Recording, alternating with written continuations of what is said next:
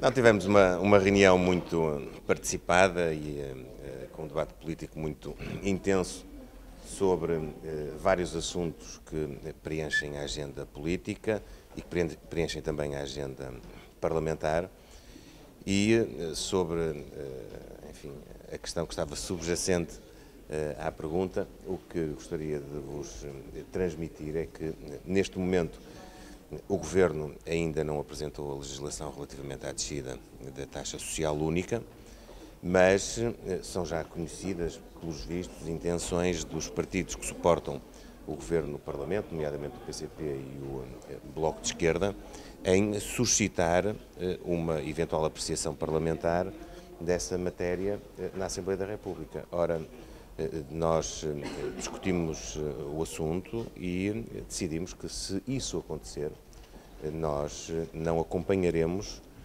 a intenção do Governo e votaremos a favor da apreciação parlamentar e da cessação de vigência desse diploma. Mas, repito, estamos ainda no domínio onde a questão é apresentada apenas dentro dos partidos da maioria e aquilo que se espera é que eles possam entender-se.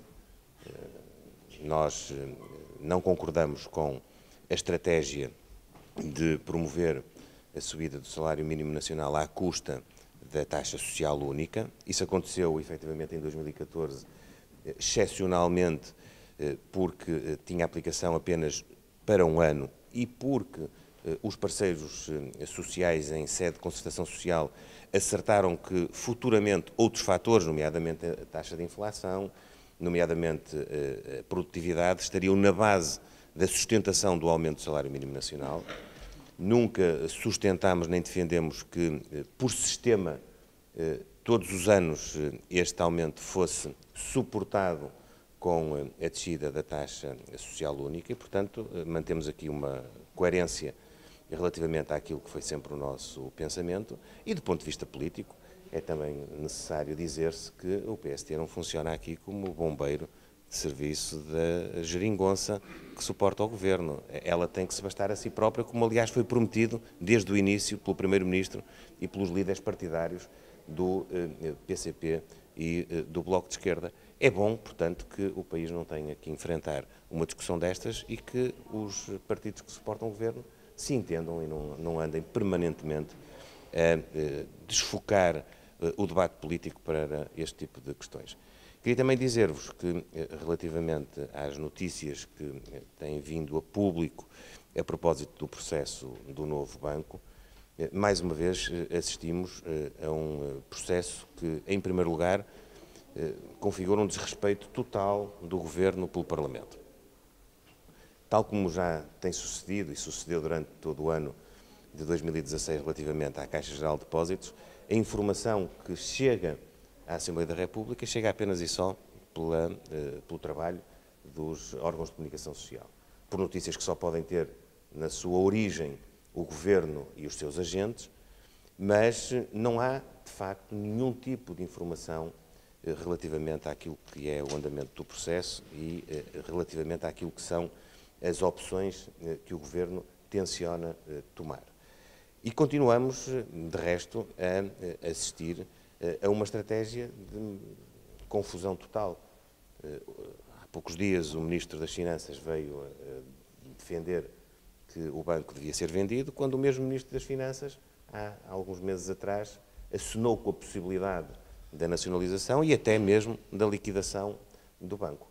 Ora, esta forma é uma forma que não respeita os princípios elementares da democracia, que é os representantes do povo serem devidamente informados. Já aconteceu na Caixa Geral de Depósitos, torna a acontecer agora com o novo banco.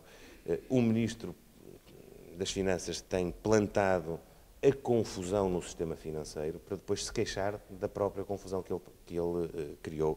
Isto, naturalmente, tem que ser denunciado com toda a clareza. Mas o PSD é contra qualquer tipo de nacionalização do novo banco, ainda como temporária, como hoje defendeu o Rui Rio, por exemplo? O PSD foi sempre favorável à venda deste ativo e era muito bom para Portugal que o ativo não estivesse a ser desvalorizado precisamente pela confusão que é criada pelas declarações do Ministro das Finanças. Quem quer vender, como ele próprio diz que quer, não anda a acenar com a possibilidade de nacionalizar ou até mesmo de liquidar, porque só isso retira valor. Nós já tivemos a ocasião de dizer que no sistema financeiro o Governo e em particular o Ministro das Finanças têm agido como pirómanos, acrescentando muito fogo àquele que, infelizmente, há muitos anos esta parte, já tem sido a marca da instabilidade do sistema financeiro. Vínhamos num caminho de recuperação da credibilidade do sistema e estamos novamente mergulhados numa confusão enorme. O PSD, de facto, nunca defendeu e não defenderá a nacionalização de nenhuma entidade bancária. Foi isso que fizemos no passado e é isso que vamos tornar a fazer. Mas, repito, mais importante do que conhecer esta posição do PSD era que o Governo pudesse fazer bem aquilo que são pretensamente as suas intenções. E se a intenção é vender, não se retire valor ao ativo que se quer vender. Doutor, na TSU e na questão do salário mínimo, queria perceber se, porventura, a votação for feita de modo separado, se o PSD é contra este aumento do salário mínimo nacional e se o PSD é contra a descida da TSU. O PSD não é contra o aumento do salário mínimo nacional. O PSD é a favor do aumento do salário mínimo nacional e é a favor de um entendimento de médio prazo dos parceiros sociais relativamente a essa matéria. Esse aumento deve ser consagrado na base do diálogo social e na base de fatores que têm a ver, nomeadamente, com a produtividade, com a taxa de inflação, com o crescimento da economia.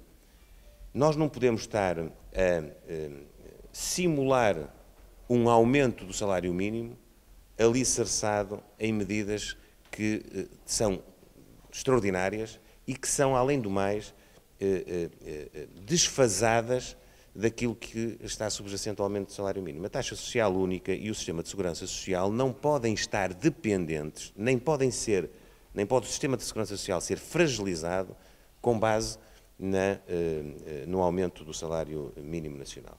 Portanto, nós somos frontalmente contra a utilização da taxa social única como fator para promover o aumento do salário mínimo nacional. Somos contra isso, não somos contra o aumento do salário mínimo, somos contra a utilização da taxa social única. E lamentamos que se tenha, em 2016 e agora para 2017, insistido nesta postura em que o Governo predetermina o aumento do salário mínimo, simula uma conversação com os parceiros sociais e depois impõe finalmente a sua vontade e impõe a sua vontade nestes termos que, do nosso ponto de vista, são inaceitáveis. De qualquer modo é contra, mas fizeram uma coisa semelhante, com razões que já explicou na altura. Não teme ser acusado o PSD, de facto, de falta de coerência nesta matéria e de estar a aproveitar a boleia também para criar problemas ao Governo? Não tememos, de facto, ser acusados de coisa nenhuma, sabendo que vamos ser e, portanto, participaremos no debate esclarecendo. Ponto número 1. Nós não somos incoerentes porque, como disse, aquilo que foi feito apenas e só em 2014 tinha como quadro uma medida que era aplicada só um ano e, simultaneamente, o compromisso dos parceiros sociais que, nos anos subsequentes, o aumento do salário mínimo teria por base outros fatores, nomeadamente taxa de inflação, crescimento económico, produtividade da economia e dos agentes económicos. Aquilo que nós defendemos agora é exatamente a mesma coisa. Aquilo que o Governo está a fazer é tornar permanente aquilo que em 2014 nós considerávamos devia ser extraordinário, devia ser excepcional. Segunda observação. Nós também somos coerentes quando dizemos que têm de ser os partidos da maioria, dentro de si, tem que ser a coligação que governa o país, que é composta pelo Partido Socialista, pelo Bloco de Esquerda e pelo PCP, a assumirem a plenitude das suas responsabilidades e dos seus atos. Foi na base, de resto, do acordo formulado entre o PS, o PCP e o Bloco de Esquerda que este aumento do salário mínimo foi também incrementado. Foi assim que ele foi, de resto, anunciado.